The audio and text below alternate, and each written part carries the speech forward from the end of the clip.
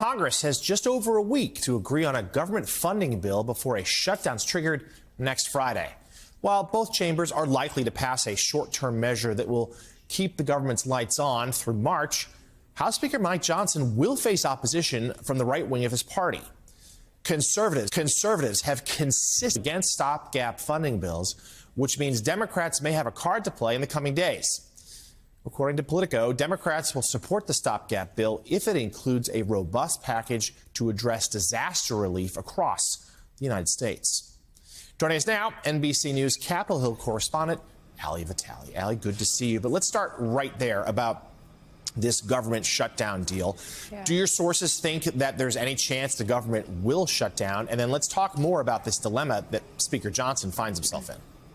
The dilemma that Johnson finds himself in is a thorny one. But on your first question, no, there's not a prevailing belief that the government is going to shut down around Christmas, let alone. So we are pretty safe in that perspective. But as usual, you look at the fact that you've got about a week to solve this thing. Lawmakers are going to be eager to go home for the holidays. But a week is a long time in Congress time. And so they're going to get to a deal. You're right that the broad contours at this point will fund the government until around March. There are some conservatives that are pushing till April.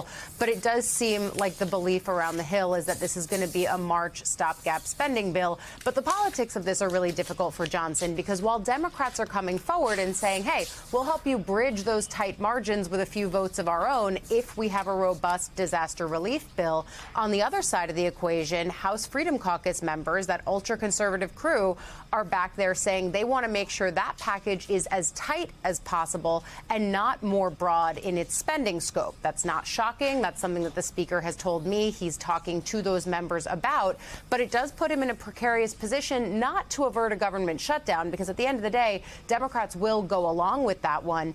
It puts him in a tough spot, though, for January 3rd, when they actually do those speaker elections. Johnson needs to placate all parts of his conference, and we know that that conference has shrunk in size. This is going to be a game that we're watching them play at the end of the year for obvious reasons, that Democrats need to cross party lines and vote to keep the government open with Republicans, but also because the margin that Republicans are going to have going into the next Congress is going to be even slimmer. That provides possibilities for Democrats who might want to do things in bipartisan fashion, but it also presents some real difficulties for the Speaker. Yeah, it really foreshadows some of the trouble he's going to have in the months ahead. So, Ali, let's talk about a couple of Trump's cabinet picks now, starting with Pete Hegseth, who has been on the Hill repeatedly in recent days. Had him, as we just discussed, with Brendan Buck, met with Senator Ernst yesterday. What's the latest your sources are saying? Is he making inroads with those GOP senators who might not yet be convinced? Well, you know, the Hill really does shift on the mood that you can feel sometimes in the hallways. And I can tell you last week, it really felt like Hegseth's nomination was sort of dead on arrival at this point. Now it feels like with each new turn of the wheel, we're seeing Hegseth now in a more positive position, in large part because we're seeing that Ernst's ire, what it might have been at the end of last week, is now not nearly as palpable as it seemed. She's putting out a little bit lengthier readouts of their conversations. The fact that they met again yesterday, I think to many people is being seen as a positive sign. But there's a long way to go, and I think Brendan made the right calculus when you guys were talking earlier about the political concerns for someone like Ernst, who is one of those 2026 Senate Republicans. They would likely face primaries much more quickly if they were to oppose these kinds of nominations.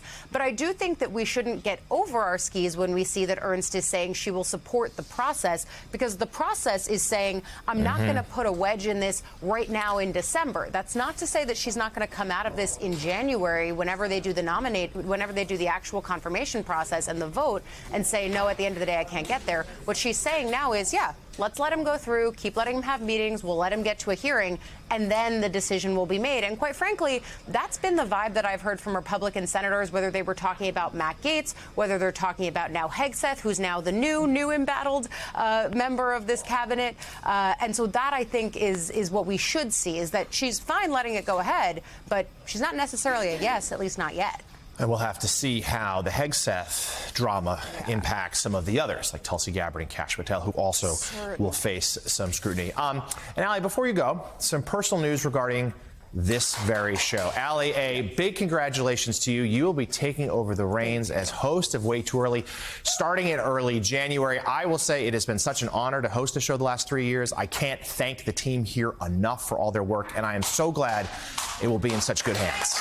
You can hear the cheers. You can hear the cheers, I hope. I'm clapping for them and for you all the way here from Washington. I am so thrilled to bring the show back to D.C., and I'm so thrilled to take it from you. I mean, you and I have been friends going back to the 2016 election, following then candidate Trump on his plane, flying all over the country, seeing that up close on the front lines. I mean, you and I have been through it all, and I'm so, so thankful and thrilled to take this show from you, to take it over with Joe. And for Lemire, you get your new role at 9 a.m. I'm just so thrilled for all the people on our screen right now.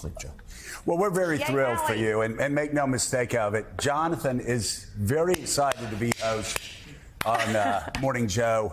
But yeah, thank you. Thank you, Mika. But I'm so sad. He would have been much happier if we'd just gotten Soto. And a couple good pictures. That's $750 million. It wasn't my money. Could have spent it. All right. Take it. We can't wait, Allie. Congratulations. Thank you, guys. I can't wait either. Thank you. All right. Thank you, Joe. And thank you, Allie Vitale. That'll start in January. We appreciate it. Thanks to all of you for getting up way too early with us on this Tuesday morning.